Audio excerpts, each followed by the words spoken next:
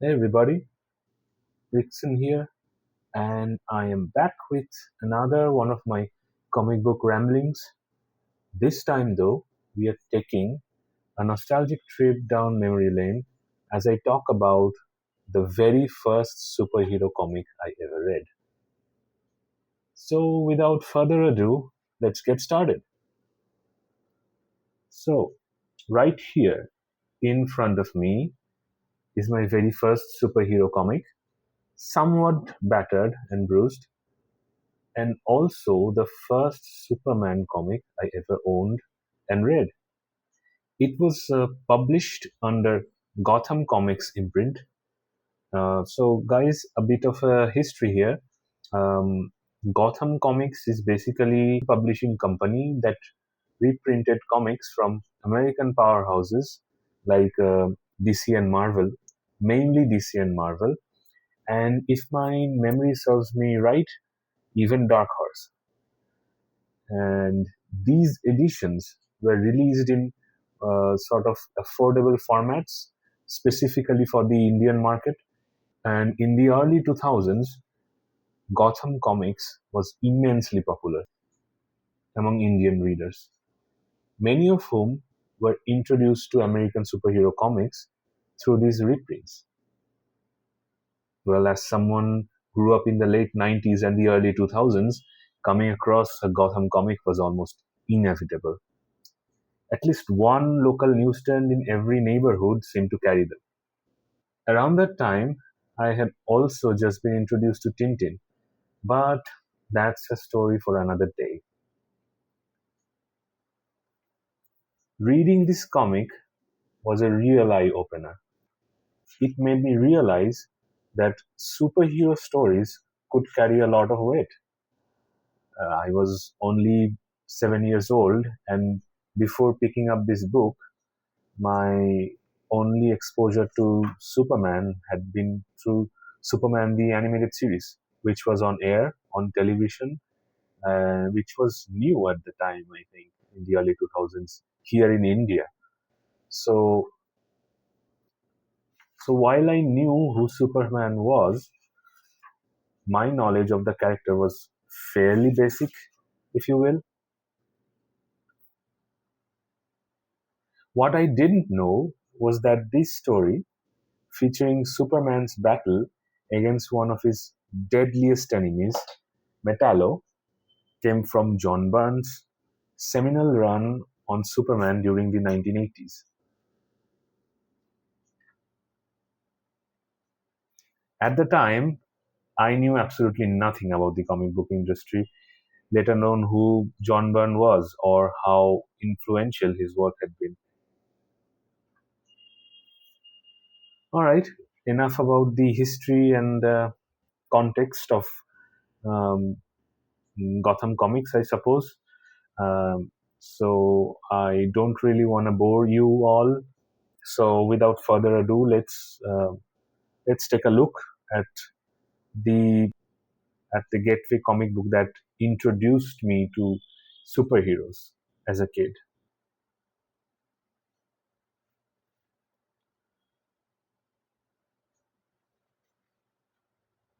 So this is how these formats were distributed. This is how these comics were distributed, and they were sort of shrunken down to these forms. They were also like larger formats, but yeah, this one that I own is a shrunken one, and these series of comics were also pretty popular at the time.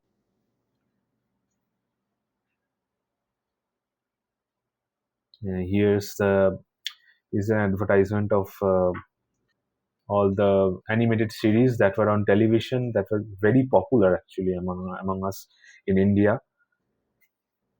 And here we see Dexter's Laboratory, Gendy Tartakovsky's, classic animated series, and also one of my favorite cartoon series growing up. So these were sort of activity stuff um, that these books featured.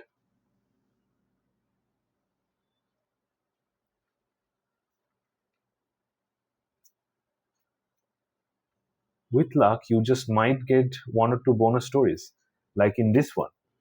Back then, yeah, I was like, hey, that's kind of cool, because these stories were also when uh, they were printed in India with affordable um, material, so that the prices are sort of lowered and they are affordable. Here, in this case, it's just 10 rupees at the time in India, and there were other countries, Nepal, Sri Lanka, Bangladesh. Here also, like the prices are listed down here, and this is the Gotham Comics logo. The we Indian DC Marvel readers owe a lot to Gotham Comics for bringing us the American superhero comics uh, in affordable formats. Here's the story name, Heart of Stone. Story and pencils by John Byrne. Terry Austin is the guest inker. Yeah, the signature style of John Byrne. This comic book really packs a punch.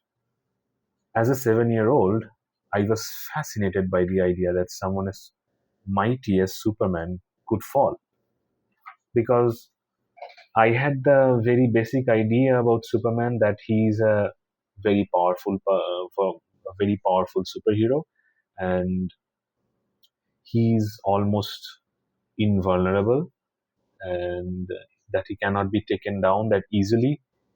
But reading this comic book, that too at that very young age, change my perspective on Superman as a character. I was fascinated by the idea that, as I was saying, that someone as powerful as Superman could fall. So here, Superman comes face to face with Metallo, and here in this particular Superman run, John Corbin, um, aka Metallo, receives a revamped origin here, while still retaining elements of his classic backstory, I would say, because in this version, he is created by a delusional scientist. Let me open the panel where it shows.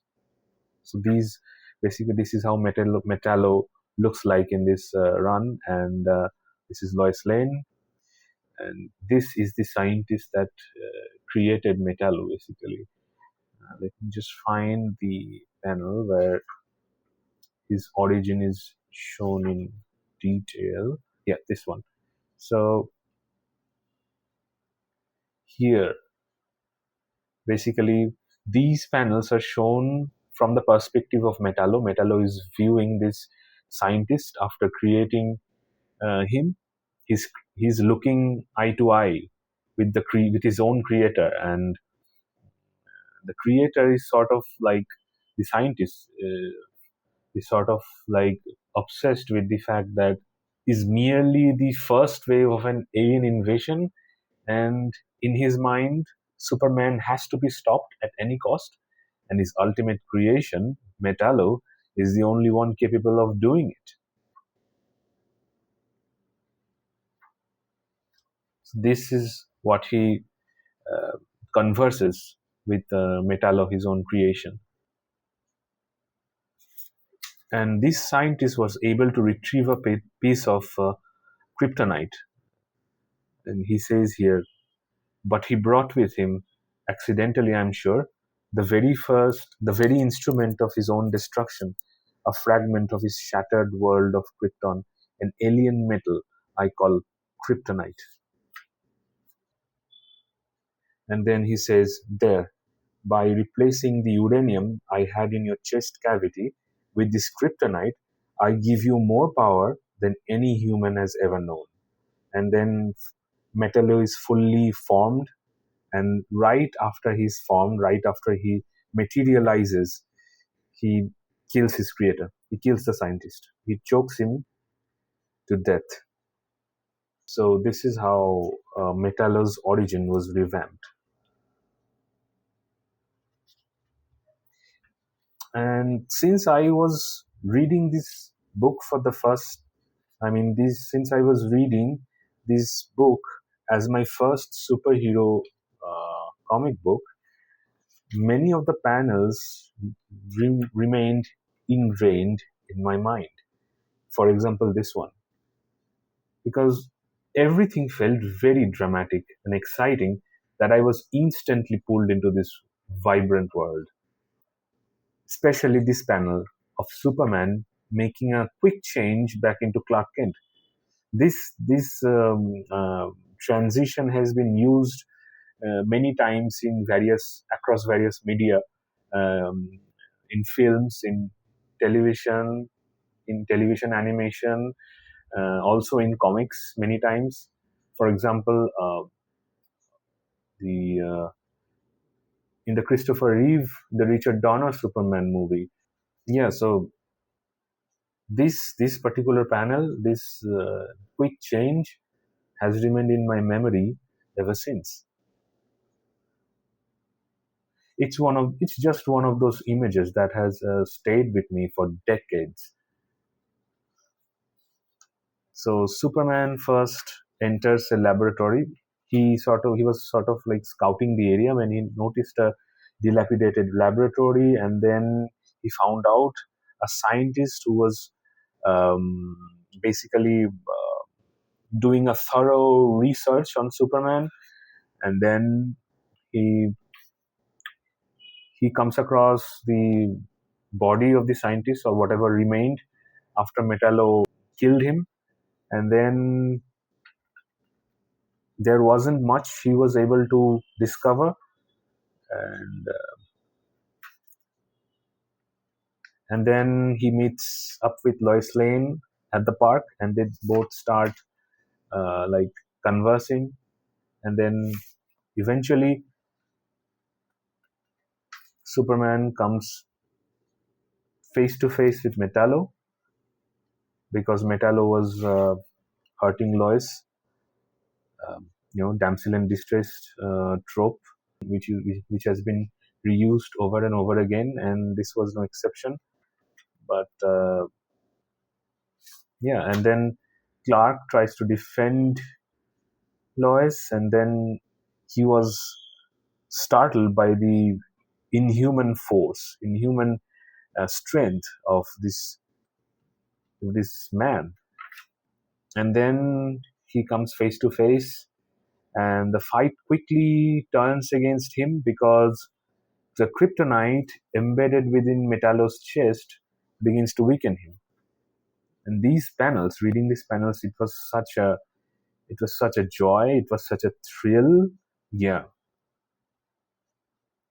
So Superman eventually is overpowered here in this panel, and it was a shocker for me because as a child, um, I had never seen Superman in such a vulnerable state before. It was kind of both heartbreaking and exhilarating at the same time. And no matter what he did, Metallo seemed to overpower him. Superman took an awful lot of beating here.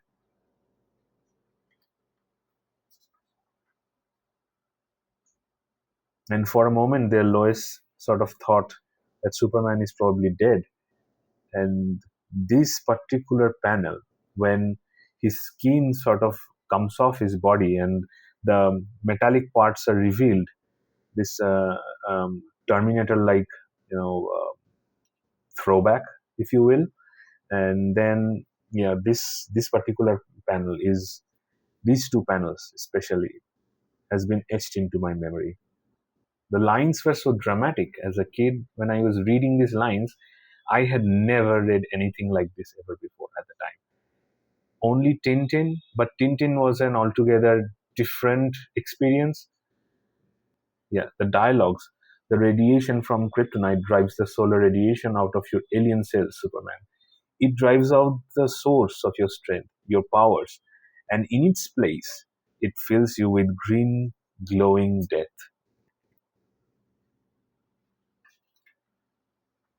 And then it ends on a cliffhanger.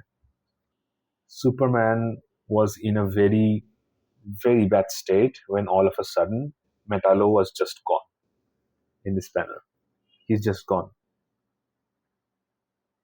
And I desperately wanted to know what happened next, but I couldn't because I was simply not able to find the next issue. For years, I searched for the next issue, hoping to find out how the story ended, but I never managed to track down a copy because the issues never came out in serialized formats. And there was no guarantee of finding the next issue at your local bookstore or even newsstand. That is, until the internet came along and I was finally able to read the next issue digitally. The fun part was that some of these issues came with some bonus stories. Like here in this case, there was this, there was another story which was written by Joe Kubert, and it was called Gremlins, a science fiction, just probably 3-page story, I think. Yeah, 3-page story, and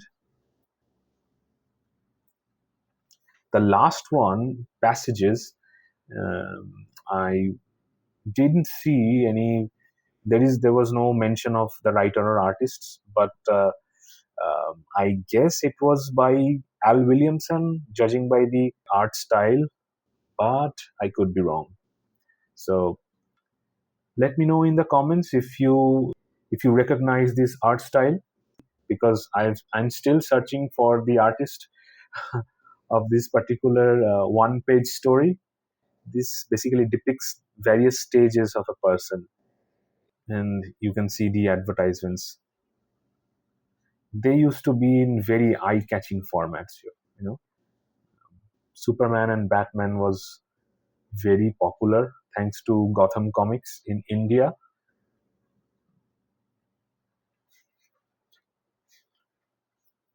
As you can see, there are other ads as well. This one showcasing a watch, like basically a contest that was going on at the time, and the winner of the contest would receive this Bat watch, Techno Gadget contest.